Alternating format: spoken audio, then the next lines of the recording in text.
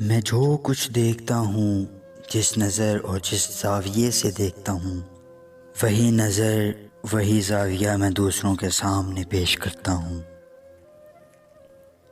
یہ عیب مجھ میں شروع سے رہا ہے کہ جھوٹ بولنے کا سلیقہ نہیں ہے۔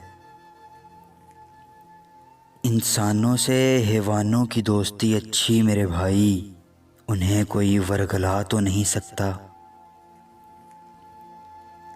آگ لگی تو سارا محلہ جل گیا، صرف ایک دکان بچ گئی جس کی پیشانی پر یہ بورڈ آویزاں تھا، یہاں عمارت سازی کا جملہ سامان موجود ہے۔ خوبصورت چیز کو بدصورت بنا دینا بھی کسی مذہب میں جائز نہیں۔ ہموار زمین پر چلنے والے پہاڑوں پر نہیں چل سکتے۔ تم صرف خامیاں ہی دیکھتے ہو، اچھائیوں پر تمہاری نگاہ کبھی نہیں پڑتی۔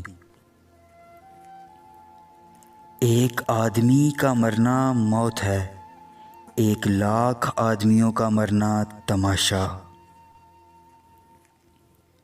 میرا مشاہدہ ہے جو آدمی پرخلوص ہوں، ہنستے ہوئے ان کی آنکھوں میں آنسو ضرور آ جاتے ہیں۔ حسن اگر پورے شباب اور جوبن پر ہو تو وہ دلکشی کھو دیتا ہے۔ ہر وہ چیز جو تم سے چرا لی گئی ہے، تمہیں حق حاصل ہے کہ اسے ہر ممکن طریقہ سے اپنے قبضہ میں لے آؤ، پر یاد رہے تمہاری کوشش کامیاب ہونی چاہیے۔ جو شخص زندہ رہنے کا سلیقہ نہیں جانتے، ان کے لیے زندہ رہنا بھی موت کے برابر ہے۔ جس طرح بعض بچے وقت سے پہلے پیدا ہوتے ہیں اور کمزور رہتے ہیں، اسی طرح وہ محبت بھی کمزور رہتی ہے جو وقت سے پہلے جنم لے۔ میں آپ کو ایک دلچسپ بات بتاؤں، وہ لوگ جن پر خدا کی مہربانی ہوتی ہے، وہ اس سے ناجائز فائدہ بھی اٹھاتے ہیں۔ پنجاب کی لڑکیاں عام طور پر خوبصورت ہوتی ہیں۔ عورتیں اپنے عاشقوں کی محبت بڑھتے نہیں دیکھ سکتیں۔ میں ایسے عشق کا قائل نہیں جو مرد کی طرف سے شروع ہو۔